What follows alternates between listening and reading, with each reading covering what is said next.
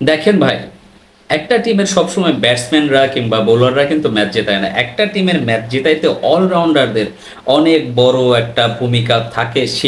সেইটারই প্রমাণ হচ্ছে এই যে ম্যানচেস্টারের এই যে চতুর্থ টেস্ট ভারত এবং ইংল্যান্ডের মধ্যকার অনুষ্ঠিত হইল।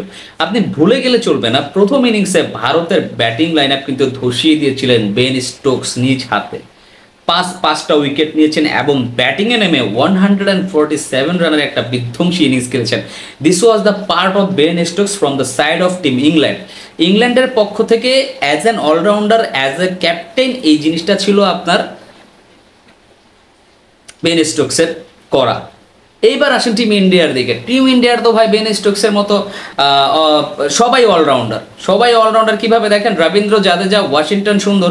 আমি আগেই বলেছিলাম ওয়াশিংটন সুন্দরকে যখন এই টিমে ইনক্লুশন করা হয়েছে, আমি বলছিলাম যে উইকেট পাক বা না পাক, ওয়াশিংটন সুন্দর একজন বেশ ভালো মাপের ব্যাটার। তো সেটার প্রমাণ কিন্তু আজকে তারা দিয়ে দিচ্ছে। দেখেন ইন্ডিয়া কি পরিমাণ চাপে ছিল, কি পরিমাণ আন্ডার প্রেশার ছিল। প্রথম ইনিংসে তারা 300, দ্বিতীয় ইনিংসে যখন ব্যাটিং করতে নেমেছে তখন তারা 311 রান পিছিয়ে ইংল্যান্ডের চাইতে। সেইখানে ম্যাচ বাঁচানোটা হয়তো তাদের জন্য অনেক টাফ হয়ে গেছিলো, যেখানে ব্যাটিংয়ের শুরুতেই 2-2টা উইকেট পড়ে গেছিলো। সেইখানে এই রবীন্দ্র জাদেজা আর ওয়াশিংটন সুন্দর কিভাবে এসে ভাই দুইজনে সেঞ্চুরি মেরে দিলেন, একজন 107, একজন 101।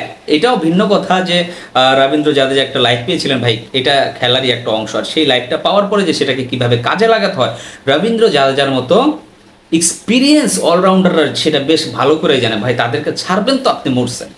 যেই মুহূর্তে জো রুট রবীন্দ্র জাদেজার এই ক্যাচটা ছেড়ে দিয়েছে, তখনই আমার কাছে খটকা লেগেছে যে আজকে রবীন্দ্র জাদেজা একটা ভালো কিছু করবেন। ওই যে স্টাইল করে তরবারির মতো ঘুরায়া এভাবে যে তার উদযাপনটা না ভাই, সেটা অনেক ভালো। এই সিরিজে রবীন্দ্র জাদেজা আরও দুইবার, একবার 70+, একবার 80+ রান করেছে, কিন্তু দুর্ভাগ্যজনকভাবে সেই ইনিংসগুলো কিন্তু সেঞ্চুরির দেখা পায় নাই।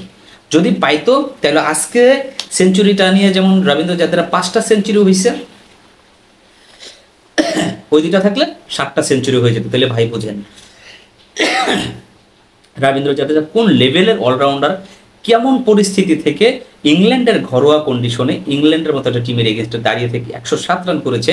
সেইখানে ভাই বলার মতো কিচ্ছু থাকে না। আর ওয়াশিংটন সুন্দর শুধুমাত্র নামেই তিনি সুন্দর নন, ওয়াশিংটন সুন্দরের যে সুন্দর ব্যাটিং আজকে ছিল, আত্মবিশ্বাসের টইটুম্বর, আত্মবিশ্বাসে ভরপুর, দেখে মনে হয়েছিল যেন একজন প্রপার ব্যাটার ব্যাটিং করতেছে। আর আমাকে যদি জিজ্ঞেস করেন, আমি তো এটাই বলবো যে রবীন্দ্র জাদেজা আর হচ্ছে এই ওয়াশিংটন সুন্দর একজন প্রপার ব্যাটার।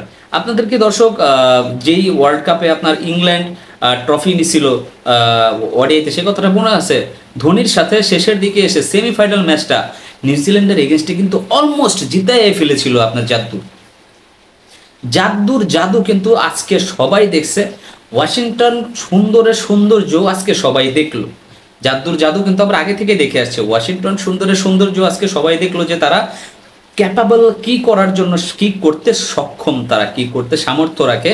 আমার আসলে তাদের সামর্থ্য নিয়ে কোনো সন্দেহ নাই। জাদুর ব্যাটিং ওয়াজ ফ্যাবুলাস, অন্যদিকে ওয়াশিংটন সুন্দর ওয়াজ মার্ভেলাস।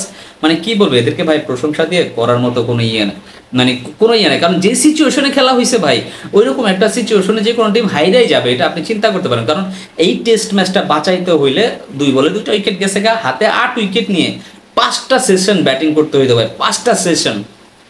আপনি চিন্তা করতে পারেন কতগুলো ওভার তাহলে ব্যাটিং করতে হয়েছে।